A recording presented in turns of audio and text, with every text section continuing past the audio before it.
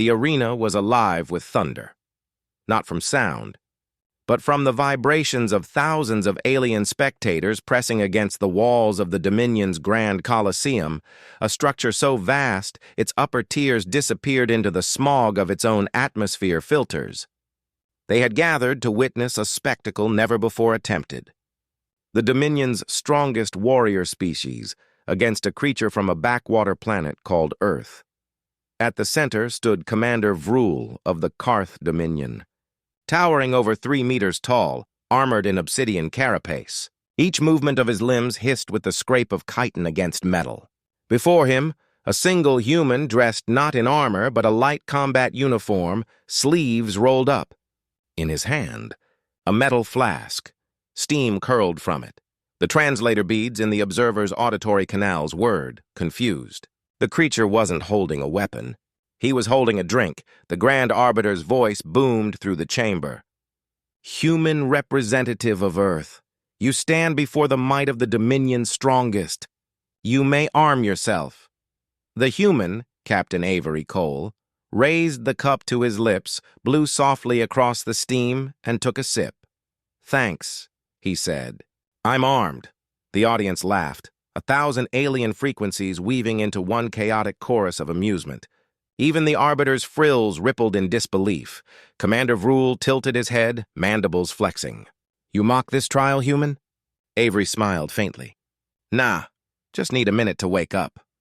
That was the hook line. Calm, casual. The kind that made even the translators hesitate before processing. The challenge began with a roar that shook the dust from the arena ceiling. Vrool charged, claws tearing into the ground like living anchors. His speed was impossible for his size. In seconds, he was upon the human, blades flashing, air shimmering from the kinetic distortion of his strikes. Avery moved barely an inch. Each motion was deliberate, minimal. He ducked one slash, sidestepped another, spun the flask in his hand, still careful not to spill a drop. Gasps echoed through the stands. Impossible, one alien whispered. The gravity here would crush him. But Avery's movements were fluid, almost lazy. He wasn't stronger, faster, or enhanced. He was efficient, he sipped again.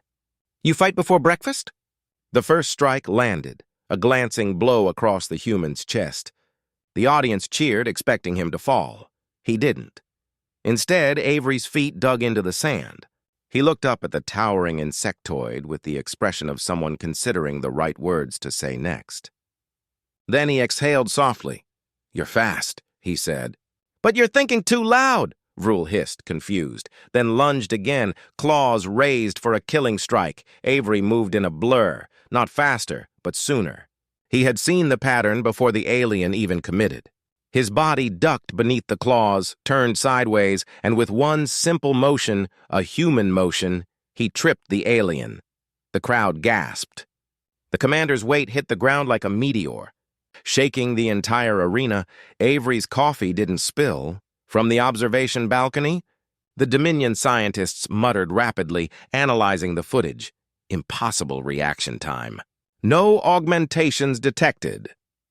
He's predicting combat patterns statistically impossible to calculate. Another voice cut in. No! He's improvising! Vrool rose again, angrier now. You insult the Dominion! He bellowed. You challenge tradition with mockery. Avery tilted his head. You call it tradition.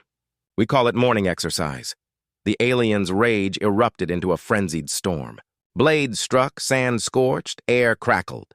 Avery's movements blurred between avoidance and precision, always just close enough to brush death, never once flinching. The audience wasn't laughing anymore. They leaned forward in silence, drawn by something unfamiliar. A human rhythm. There was no glory in it, no arrogance, just control and calm. When the dust settled, Avery stood with his flask raised once more. The top had cracked, a thin ribbon of steam curling into the air. Vrool staggered back, panting, a sound like grinding metal. You are not superior. Just lucky, Avery chuckled softly. Luck's just what skill looks like from far away. But the human wasn't there to win. He was there to teach. He placed the flask down between them, carefully, like a peace offering. The smell drifted upward, bitter, warm, strangely comforting. The aliens in the front rows leaned closer, curious. "What is that?"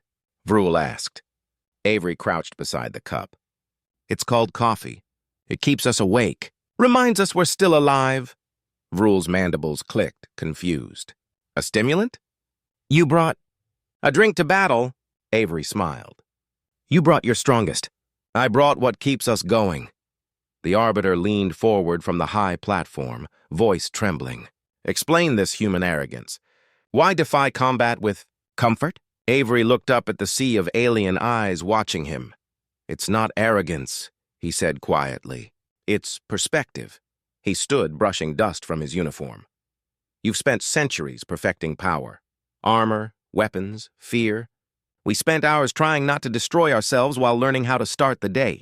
You think strength is what crushes an enemy. We think strength is what gets you through another sunrise." The silence that followed was heavier than sound. Commander Vrool blinked slowly. "You mean endurance?" Avery took the final sip of coffee. "Endurance, stubbornness, hope. Call it what you want. We call it being human." Something in the commander's eyes shifted. Not fear, but curiosity. "Then prove it," he said. He raised his arms again, slower this time, not in rage, but in respect. Avery nodded. "All right, but this time, no killing blows, just learning." And they fought again, not as enemies, but as teachers and students. A rhythm emerged. Strike, parry, retreat, breathe. The alien learned to anticipate instead of react. The human adjusted, teaching through motion, through patience. Every movement echoed a philosophy Earth had long been forced to learn.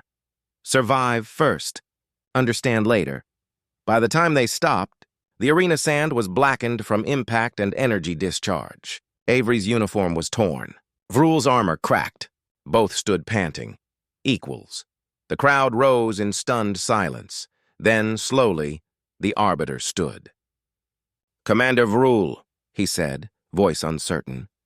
"The Dominion does not lose." Vrool bowed his massive head. "No, Arbiter." "We learned." Later, as the human gathered his gear, Vrool approached, towering over him but speaking softly. "This coffee," the alien rumbled. "It gives you strength?" Avery smiled tiredly. "Not really. It just helps us start when we don't want to." He offered the flask. Vrool hesitated, then took it. Talons delicate against the metal. The first sip made him shudder. "It burns," Avery laughed. "Yeah, that's how you know it's working." Word of the encounter spread across sectors within hours. The footage replayed endlessly. A fragile human with a cup of brown liquid standing against the strongest warrior of the Dominion and walking away alive. But what resonated wasn't the fight. It was the calm. Alien scholars argued over the significance for months. Some said it was psychological warfare, others a ritual. Only Vrool knew the truth. When later questioned by the High Council, he answered simply, "The human never fought us." He reminded us what fighting was for. Months later, on the orbital station Koran's Edge, a cargo ship from Earth docked for the first time. Among its trade goods, a small crate marked, "Coffee beans, handle with respect."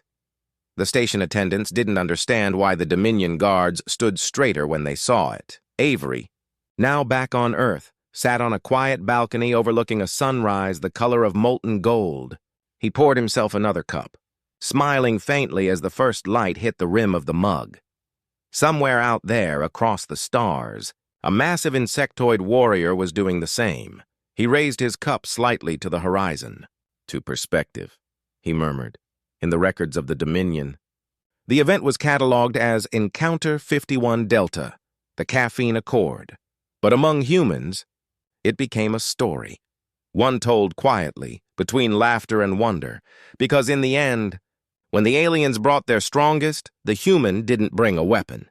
He brought something far more dangerous, a reminder that strength isn't what wakes you up, it's what keeps you going.